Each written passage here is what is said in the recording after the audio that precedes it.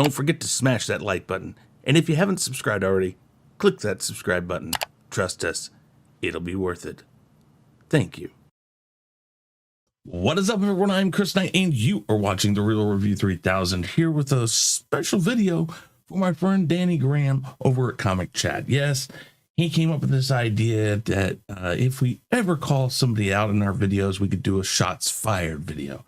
And this is my first one of those, and it is for the man who came up with the idea, Danny Graham of Comic Chats. Yes, he did a video not too long ago about home video release, like direct to home new theatrical release movies, such as, you know, what HBO Max has done and Disney Plus has been doing with their Premier Access against theater.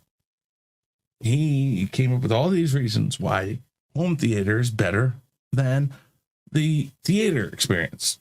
And so I basically, point for point, took what he said, and I'm going to give you a reason why he's wrong and I'm right. Actually, I'm going to give you a reason why what he says isn't necessarily how I see it, and why I think theater and the theater experience is better.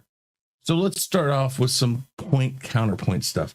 Danny brought up the, basically home theater sound and home theaters and how they're so excellent, and you can do anything you want with those.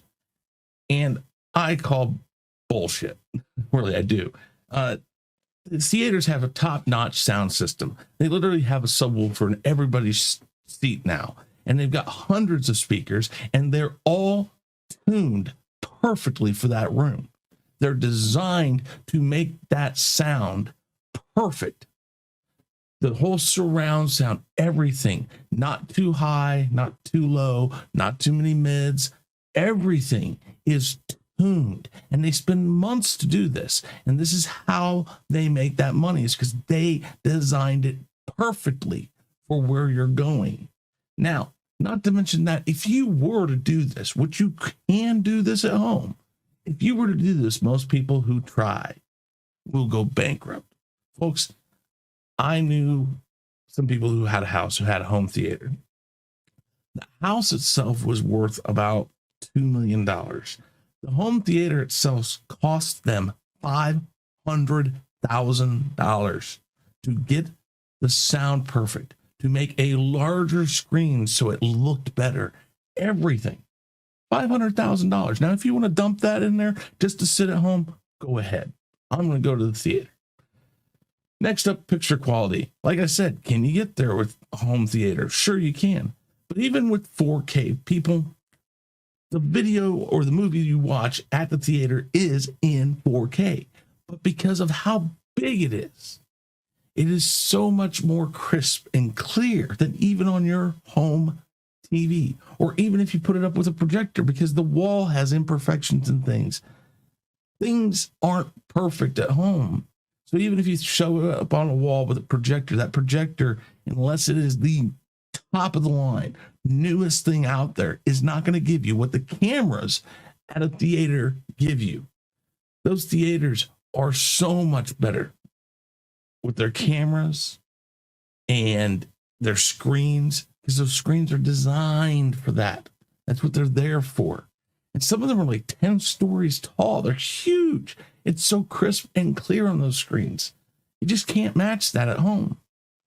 And then he mentioned people, the people talking, cell phones ringing, babies crying. Well, I don't know about where he lives, but here in Kansas City, Missouri, we have theaters that are strict about noise. About 3 or 4 times before the movie starts, they say, if you are causing a disturbance, you will be removed. And there's no question. I have seen it happen once at one of these theaters where somebody had a phone go off and they made the person leave. They didn't give them a chance to turn it down, turn it off. They said, you were told up front, boom, gone. I don't go to theaters where that's going to be a problem. The theaters I go to are nice, quiet, and you can watch the movie in peace. Next up, bathroom breaks. Well, you know, okay, I'll give them this. Sure, yeah, I can pause a movie at home and I can watch it on my own time, and I can go to the bathroom when I need to. But the way I do it is before I go to a movie, I go to the bathroom. I plan ahead. So I use the bathroom first, then I see where the bathroom's at and how to get there the quickest way. And I find that that's not that hard to do. Now, they also have these websites where people who've already seen the movie will give you the perfect time to go to the bathroom so you don't miss the real action or the real plot points. And that's what I do. I look into all this stuff and I plan ahead. Lots of things are about planning ahead, including going to see a movie. So I don't think that really counts for much. I mean, yeah, I can see where you're able to go to your own bathroom, fine. But I don't have a problem going and using a public toilet, so I don't care. Now, you mentioned, if you're married, if you were married, you have kids.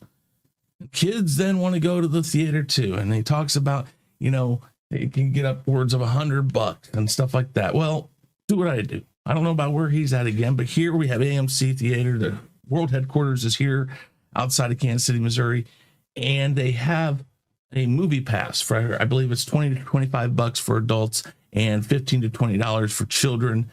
And basically what it is it lets you see 3 movies a week. So every pass gets to see 3 movies a week. Your choice, whatever you want to see, 3 movies a week. Well, I don't think most of the time that there are 3 major releases out that I want to see in 1 week. And if there are, I can watch 3 of them. And if there's 3 more, I can go the next week and see them.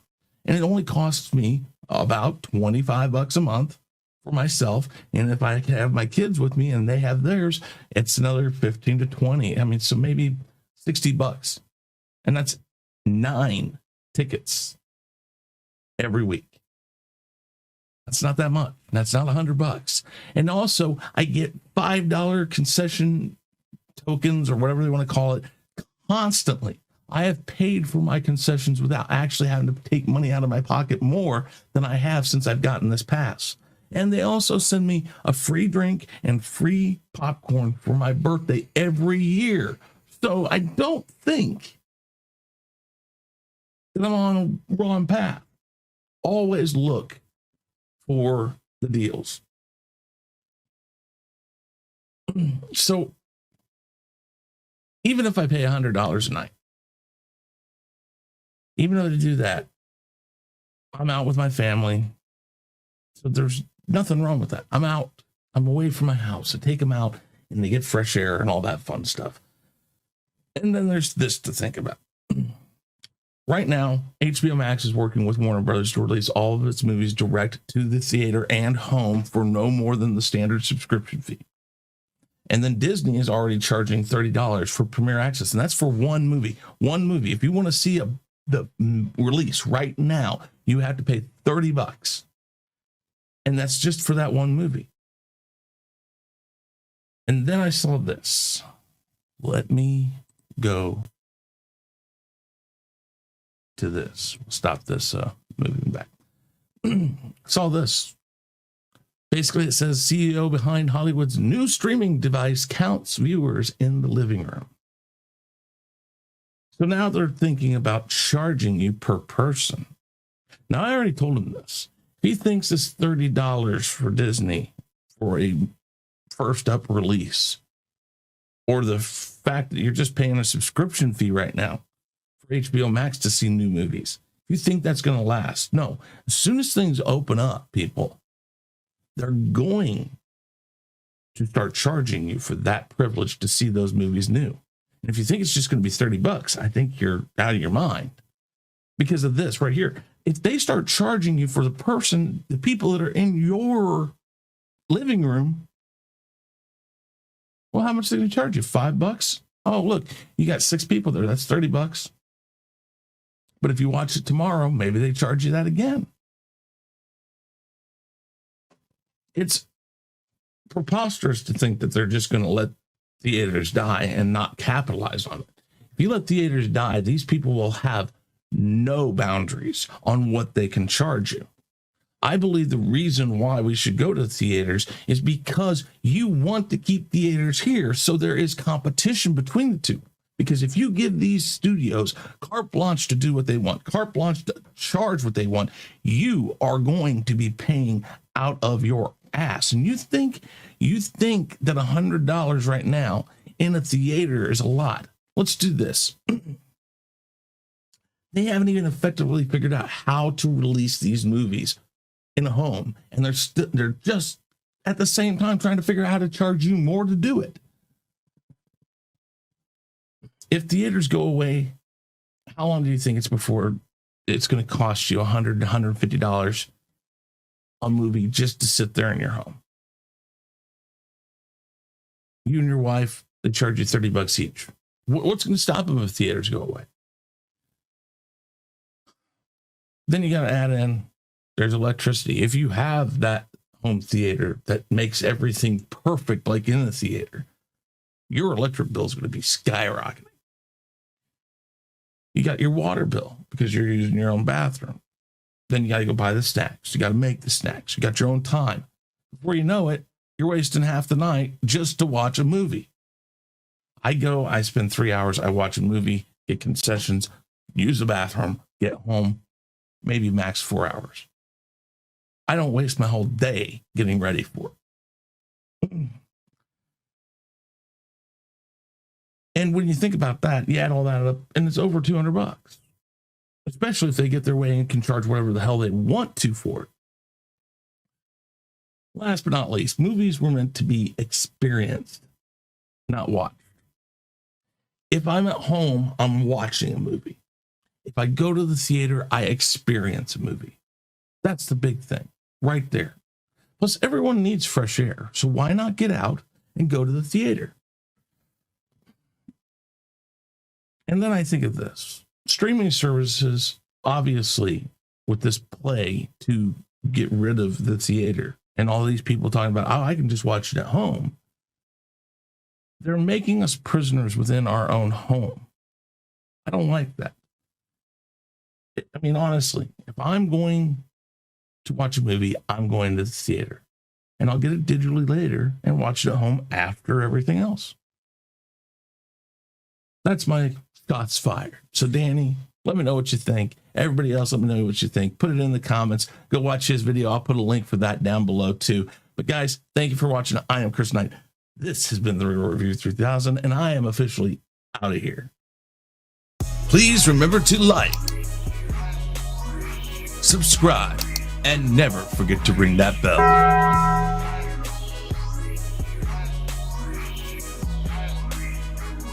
Follow Chris Knight and the Real Review 3000 on these platforms. For email and Patreon, see the description box below.